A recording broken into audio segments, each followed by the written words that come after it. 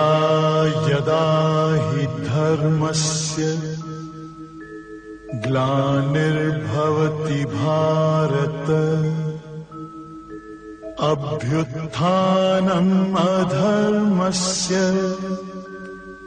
तदात्मानं सृजाम्यहम् परित्राणाय साधूनां विनाशाय च दुष्कृताम्। आप जितने बैठे कोई चलना छोड़ दो, खड़े होकर दिखा दो 1 मिनट। 1 मिनट कोई खड़ा नहीं हो सकता रस्सी पर, लेकिन वो नट के बच्चे 8-10 साल की उम्र में चलने लगते हैं। कैसे? कभी अभ्यास। वो 1 साल की अवस्था से ही उनके माँ बाप उसको रस्सी पर खड़ा करना सिखाते हैं। और ऐसा थोड़ी कि वो सैकड़ों बार गिरता है और गिरते गिरते गिरते एक दिन वो जो है पारंगत हो जाता है। उसी तरह यहाँ पर है, आप कभी किसी चीज़ में गिर गए, विषय में गिर गए, लालच में गिर गए, लोभ में गिर गए, मोह में गिर गए, अहंकार में बैठे, ऐसे रास्ते में आप भी गिरोगे 50 बार। गिरने के बाद में आप उसको सीढ़ी काम लो, नहीं गिरे अब आगे नहीं गिरेंगे। कि थोड़े गिर गए, अरे अब सत्संग जाए क्या फ़ायदा, छोड़ो बेकार जाना। अच्छा सत्संग नहीं आओगे तो क्या ऊपर उठ जाओगे? अरे सत्संग नहीं आओगे तो क्या परिणाम होगा? जैसे कोई व्यक्ति ऊपर की सीढ़ी से गिरता है तो फिर उसको गिरना नहीं पड़ता, अपना लुढ़कता जाता है। इसी तरीके से सत्संग न आने पर आप बहुत तेजी से नीचे गिरने लगोगे, और सत्संग आते रहोगे तो 2 फायदा। पहला फायदा क्या कि आप तेजी से गिरोगे नहीं, कम से कम जहां पर जितनी ऊंचाई तक पहुंचे उतनी ऊंचाई पर रुके तो रहोगे, उससे नीचे तो नहीं गिरोगे। दूसरा फायदा, ऐसा हो नहीं सकता आप ज्ञान सुनो और ऊपर न उठो।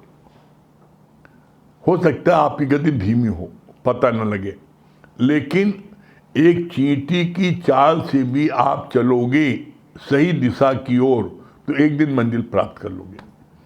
और खरगोश की चाल से चलो लेकिन दिशा गलत होगी तो आप कभी मंजिल प्राप्त नहीं कर सकते। तो हम सब बड़े भाग्यशाली हैं जो हमको ऐसा सच्चा सद्गुरु मिला जिसने हमको सत्य की राह दिखाई, और हम सब लोग सत्य के मार्ग पर चल रहे हैं और एक दिन पहुंचेंगे जरूर। जैसे बहुत अच्छी बात गुरु जी बताते हैं, बड़ा हंसी भी आती है, मज़ा भी आता है।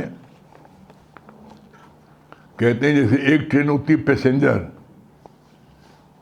एक ट्रेन होती है ऑर्डिनरी, एक ट्रेन होती है फास्ट और एक ट्रेन होती है सुपर फास्ट।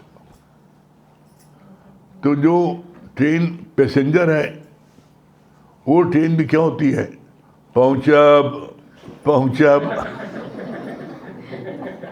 वो पहुंचब अपने बढ़िया सुर में लापते हुए तो वो हर स्टेशन रुकती है। और एक व्यक्ति ने कहा तुम लोग बड़े मूर्ख हो, सुपर फास्ट मैडम। कहा है क्या हुआ? अरे पैसेंजर में बैठो, सबसे कम पैसा दो, सबसे ज़्यादा देर मजा लो। सबसे ज़्यादा देर बैठो पैसा। और जो साधारण होती है वो आती है पहुँचब पहुँचब पहुँचब, और जो फास्ट होती है वो कहती है पहुँचब पहुँचब पहुँचब, और जो सुपर फास्ट है पहुँचब पहुँचब पहुँचब पहुँच गई। उसी तरह यहाँ पर है, चाहे कोई चींटी चाल चले तो वही पहुँचेगा, और जो कोई सुपर फास्ट है वही पहुँचेगा। बस एक चीज़ याद रखो, बस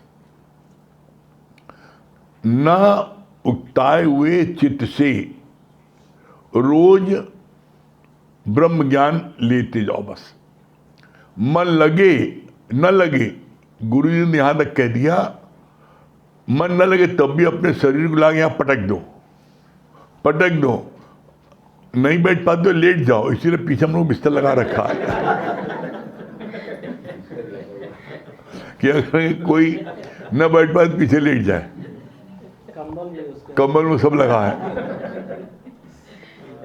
तो गुरु जी ने कितनी अच्छी सुविधा बता दी, बस अपने शरीर को रोज लाकर पटक दो, बस निश्चित आप मंजिल को प्राप्त कर लोगे। तो हम लोगों का आज नया रिकॉर्ड देख रहे हैं कि जेंट्स कम हो गए, लेडीज ज्यादा हो गई। हमें लगता है पाली पलटना पड़ेगा। ये सब गुरु जी का प्रेम है जो सब खींचे चले आ रहे हैं। सही बात, रात के सत्संग में इतने लेडीज का आना बहुत बड़ी बात है। तो 4 लोग बैठते थे यहीं पे।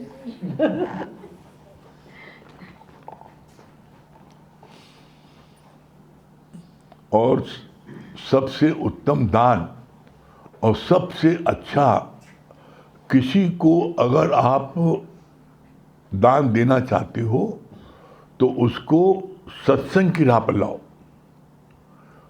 कोई भी व्यक्ति आपके कहने से सत्संग आ जाएगा, वो जीवन पर्यंत रोम रोम से आपका शुक्राना मानेगा। जब कोई बात होगी, भैया हमको तो फलाने ने कहा था, उनकी कृपा से हम आ गए, तो पहली कृपा उसी की हुई जिसके कहने से आए, तो उसके प्रति मन में हमेशा शुक्राना रहता है। क्यों? हमको अच्छी राह उसने दिखाई। तो किसी को भी अगर आप चाहते हो कि इसका जीवन सुधर जाए, इसके जीवन में स्वर्ग आ जाए, तो उसको सत्संग जोड़ो। बस सत्संग से आप जोड़ दोगे, मेहनत लगेगी, लेकिन ये दान इतना उत्तम दान होगा जो रोम रोम से व्यक्ति आपका शुक्राना मानेगा सारी जिंदगी। हम लोगों का गुरु जी का अनमोल वचन पढ़े जा रहे हैं, 108 अनमोल वचन पढ़े जा रहे हैं, जिसमें से 26 नंबर वचन कल हुए थे, आज है 27 नंबर वचन। क्या है 26 नंबर वचन? क्या था कल? शुद्ध जल पीने से जीवन मिलता है और गंदा पानी पीने से जिंदगी हाथ से धोना पड़ता है। इसी प्रकार से अच्छा संग तार देता है और बुरा संग डुबा देता है। कल ये हुआ था। आज इसके आगे 27वां पॉइंट क्या है? हमें सर्प की तरह मनुष्य को डसने वाला नहीं बनना है।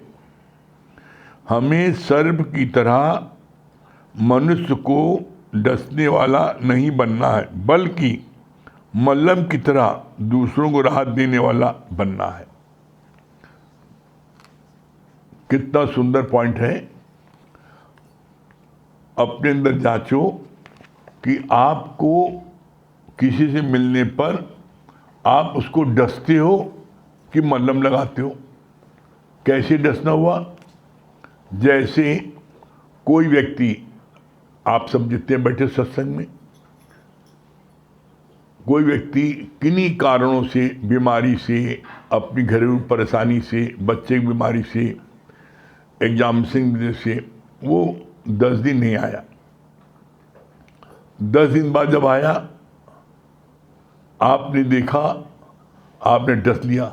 अब मिलिए फुर्सत आए कि माया से मर गए, माया में हम जब जूता उता खाए तब आए। अब एक तो बीमार था, अब उससे तुमने हालचाल नहीं पूछा, भैया 10 दिन आप क्यों नहीं आए? सीधे सीधे आपने उसके बाद अटैक कर दिया कि आपको अब फुर्सत मिली, जब जूता खाए तब आए, तो आपने उसको डस लिया। अब परिणाम क्या होगा? परिणाम होगा कि वो अगले दिन आने बंद कर देगा। और एक मल्लम लगाना क्या हुआ?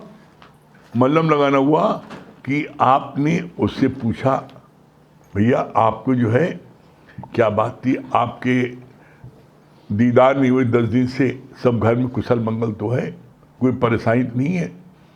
तो उसके दिल में आपने जगह बनाई, देखो इन्होंने मेरा हालचाल पूछा, कोई परेशानी नहीं है, सब ठीक ठाक है ना, ये हुआ मल्लम लगाना।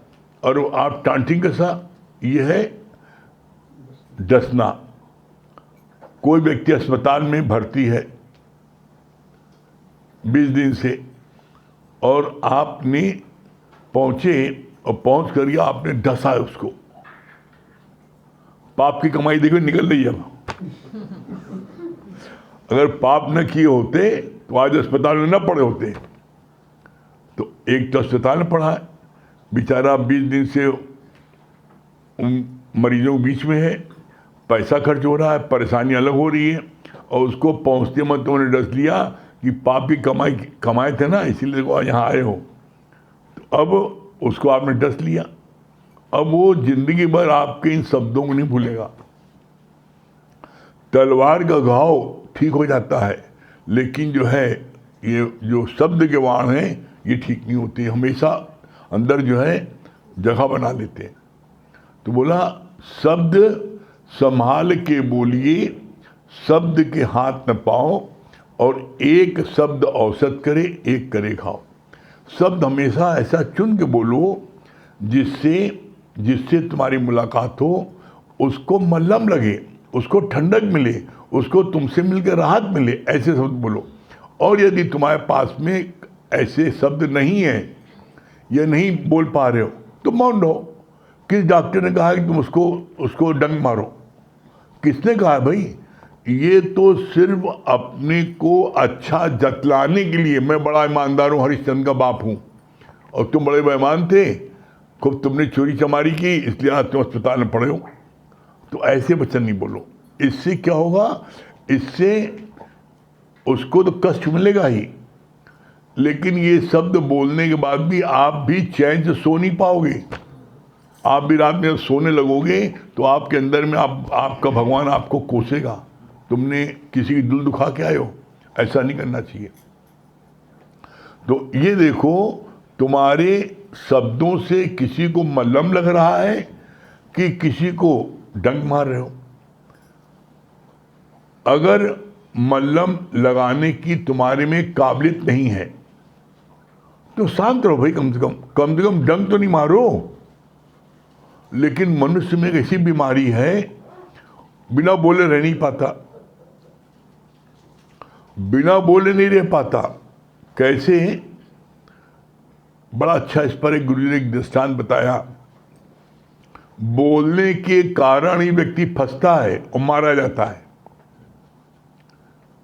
हिटलर जो है बहुत बड़ा बादशाह था, और उसने अपनी जैसी 10 मूर्तियां बनवा दी, एकदम हूबहू।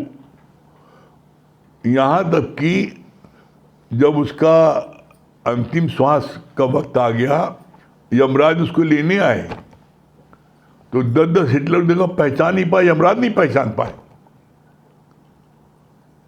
बड़ा घबराने, किसको लें, इसमें किसको 10 में किसको पकड़ें? मौत तो एक ही है, 10 यहाँ पर हैं। तो भगवान के पास गए लौट के, भगवान वहाँ 10 हिटलर हैं, आप एक को बताओ 10 हैं, एक जैसे हैं। कहा 10 जो है ना उसमें 9 डुप्लीकेट हैं, एक ओरिजिनल है। कहीं कैसा पता लगेगा? अरे क्या बहुत सरल है, बस प्रशंसा करो, और प्रशंसा करने के बाद बस पूछ लेना। तो कहा ठीक है। उसने यही किया। क्या सुंदर मूर्ति बनी है, वाह क्या बढ़िया मूर्ति बनाई है। भगवान के दूध भी कच्चा खा गए, नहीं पहचान पा रहे हैं। इस मूर्ति में 10 हिटलर ऐसे हैं कि भगवान के दूध नहीं पहचान पा रहे हैं। वाह बड़ी बढ़िया मूर्ति बनी हुई, वाह। और बाद में कहा बस एक कमी रह गई, बस मूर्ति बनी बहुत बढ़िया, एक कमी रह गई। तो जो ओरिजिनल था बोल रहे, कौन कमी? यही कमी तो बोल बैठे।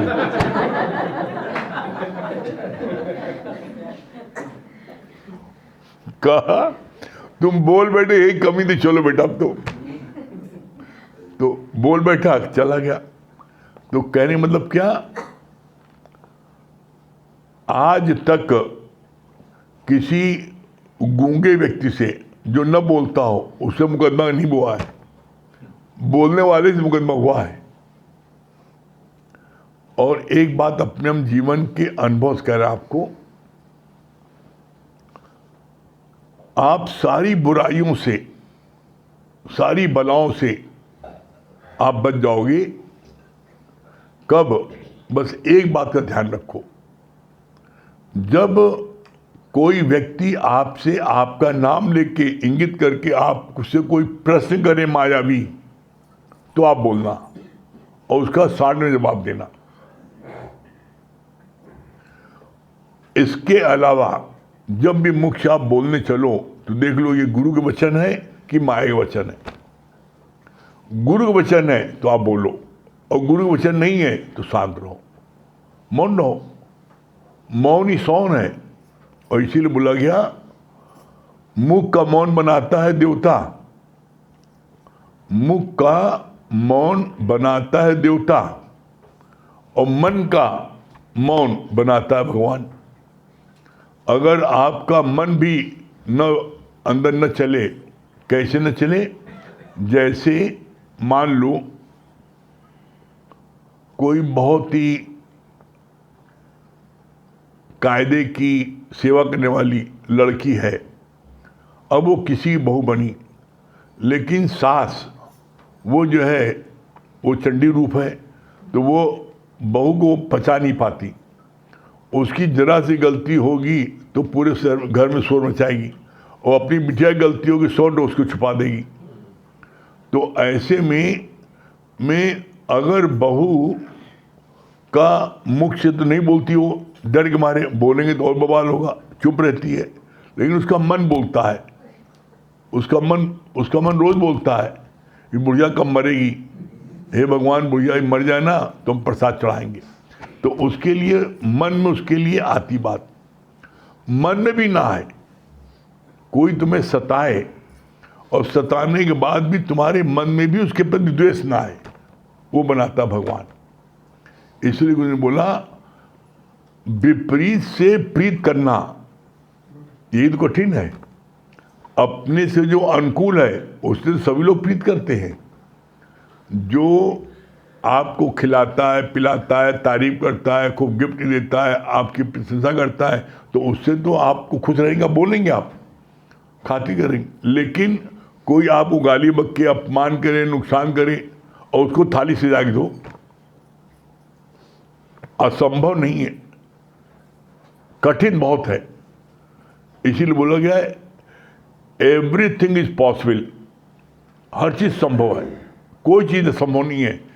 बस इसके लिए जब आपके दृष्टि में समदृष्टि होगी, ये मेरे से बहुत उल्टा चल रहा है, मेरा बड़ा नुकसान कर रहा है, लेकिन फिर है तो भगवान, है तो भगवान।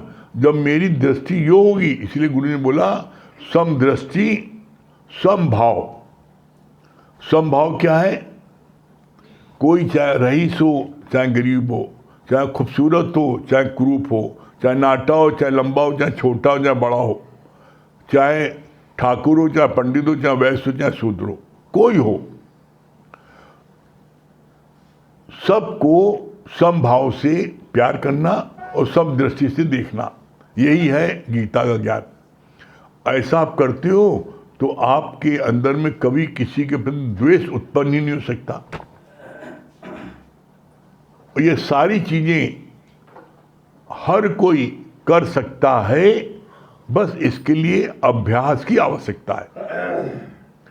और जो गुरु के वचन को अपने जीवन में लगाएगा वो सब कुछ कर सकता है और मंजिल को प्राप्त करेगा। बाकी आगे अमित भैया बताएंगे।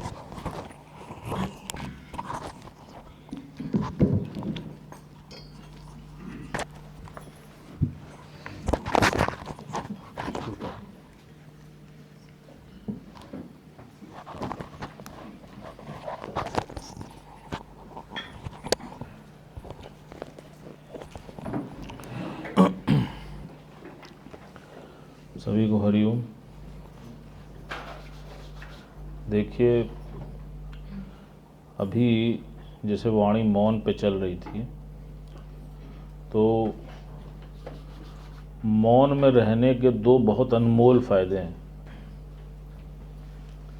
क्या है? पहला,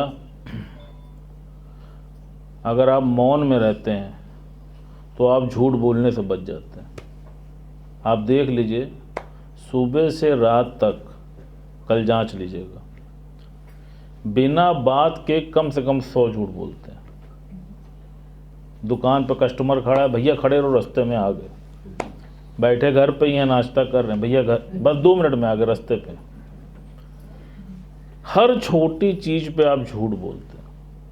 अगर आप सुबह से रात तक की अपनी वर्किंग कल ऑब्जर्व करेंगे तो आप पाएंगे कि आपने अनायास 100 झूठ बोल दिए। तो पहले तो मौन का फ़ायदा है कि आप झूठ बोलने से बच गए, और दूसरे मौन का फ़ायदा क्या है कि आप किसी की बुराई करने से बच गए। आप देख लीजिए, किसी भी महफिल में बैठ जाइए, सिर्फ एक हल्की सी चिंगारी बस लगा दीजिए, पता है फलनवा ही करत रहा, फिर देखो पूरी उसकी गाथा 20 साल की। अरे भैया तुम्हारे साथ क्या, हमारे साथ भी। ये 2 इतनी ज़बरदस्त प्रॉब्लम है, आप कहीं पे भी आजमा लेना। और गुरुजी ने क्या बोला? भगवान ने बोला कि एक व्यक्ति एक दिन में 30,000 शब्द बोलता है। 30,000 वर्ड्स आप एक दिन में बोलते हो। अब आप कैलकुलेट कर लो, 7 दिन में कितने हो गए? 2,10,000।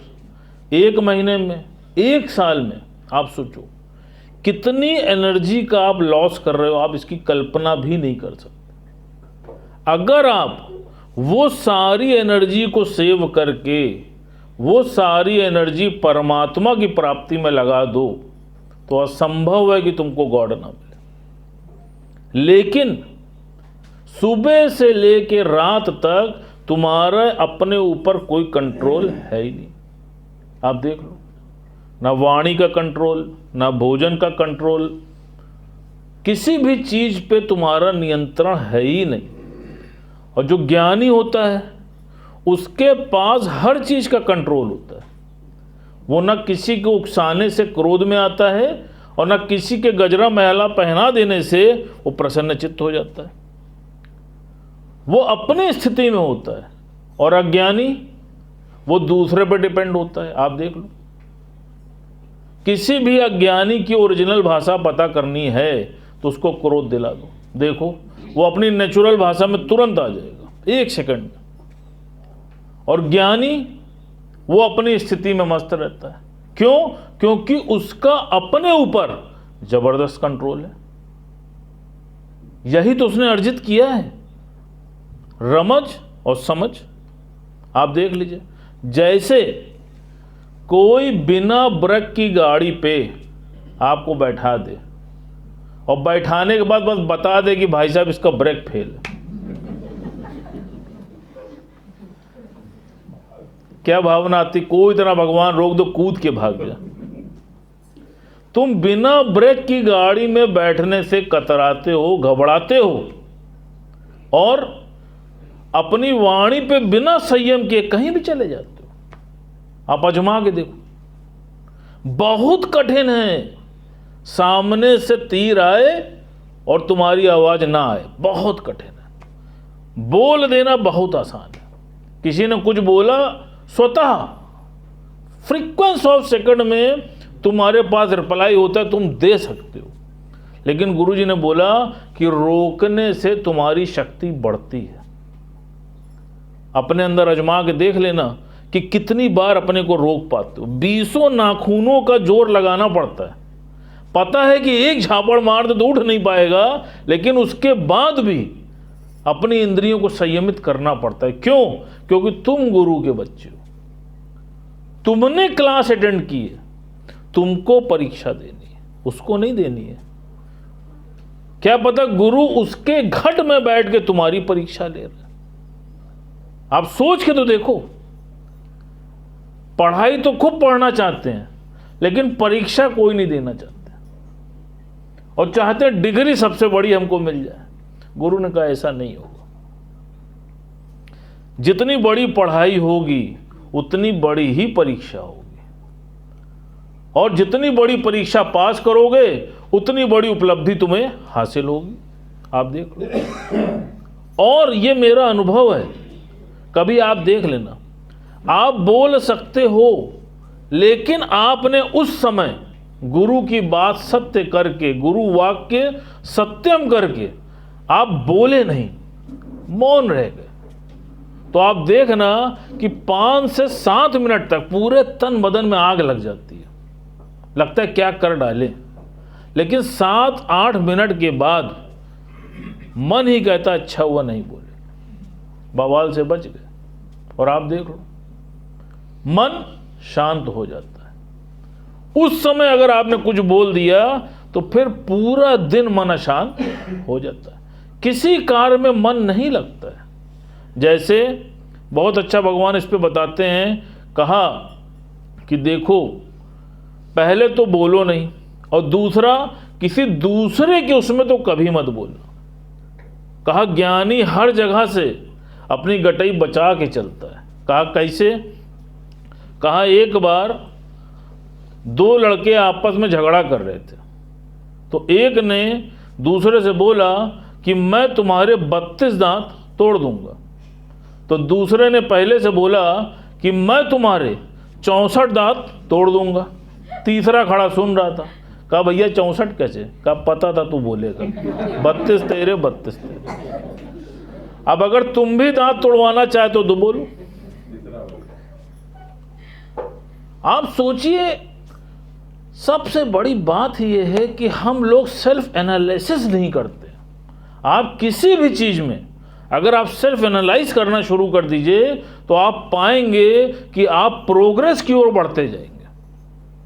ये बेसिक चीज है। चाहे आप सत्संग के प्रति देखने लगिए, आप अपने व्यापार के प्रति देखने लगिए, पढ़ाई के प्रति देखने लगिए, परिवार के प्रति देखने लगिए, हेल्थ के प्रति देखने लगिए।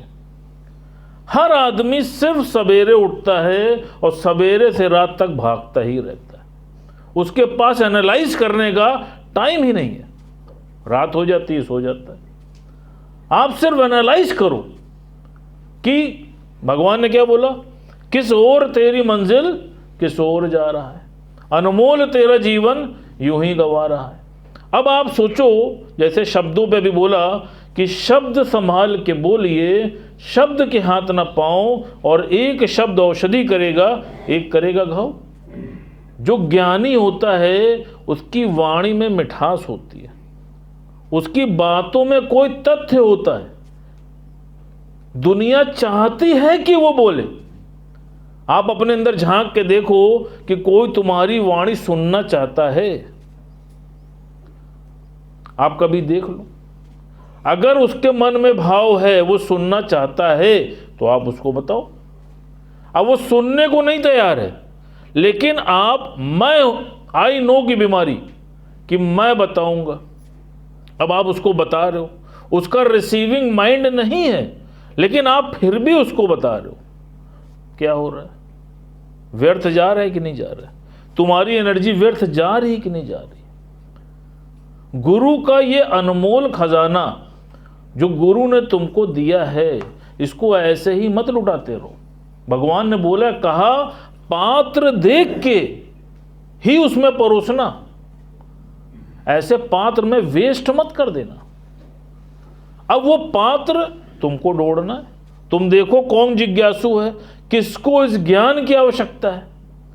हम उसके लिए तो पुरुषार्थ नहीं करते, लेकिन जिसका पेट भरा पड़ा है, जो हमारी सहज रीच में है, हम उसी को ज्ञान सुनाने में लग जाते हैं। परिणाम क्या होता है? वो ज्ञान बह के निकल जाता है। इसीलिए भगवान ने बोला, सही रमज और सही समझ। जिस दिन तुम्हें इसकी नॉलेज हो जाएगी, कहाँ पे बोलना है, कितना बोलना है, क्यों बोलना है, झुक के बोलना है, मुड़ के बोलना है, नम्रता से बोलना है, आप देख लो। जो आदमी इस तरह से चलता है, आप देख लीजिए उसको, वो हर एक के हृदय में राज करता है। और जो अकड़ के बोलता है, तो आप देख लो वो सबसे दूर हो जाता है। अब इच्छा तुम्हारी है, नम्रता से बोलना है कि अकड़ के बोलना है। बाकी समय हो गया। हरिओम।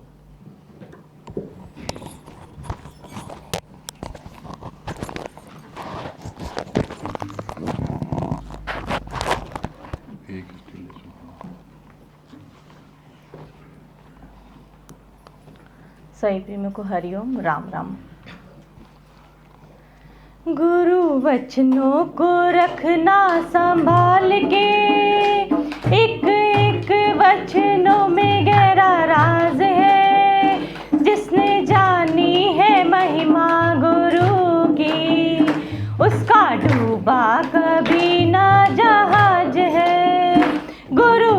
वचनों को रखना संभाल के, एक एक वचनों में गहरा राज है। जिसने जानी है महिमा गुरु की, उसका डूबा कभी ना जहाज है। दीप जले और दम ना भागे, ऐसा कभी नहीं हो सकता। दीप जले और दम ना भागे, ऐसा कभी नहीं हो सकता। ज्ञान सुने और विवेक न जागे, ऐसा कभी नहीं हो सकता। ज्ञान सुने और विवेक न जागे, ऐसा कभी नहीं हो सकता। उसकी ज्योति से रोशन जहान है, वो फरिश्ता बड़ा ही महान है। उसकी ज्योति से रोशन जहान है, वो फरिश्ता बड़ा ही महान है। जिसने जानी है महिमा गुरु की, उसका डूबा कभी ना जहाज है। गुरु वचनों को रखना संभाल के, एक एक वचनों में गहरा राज है। जिसने जानी है महिमा गुरु की, उसका डूबा कभी ना जहाज है। उसका डूबा कभी ना जहाज है। हाँ रजत भैया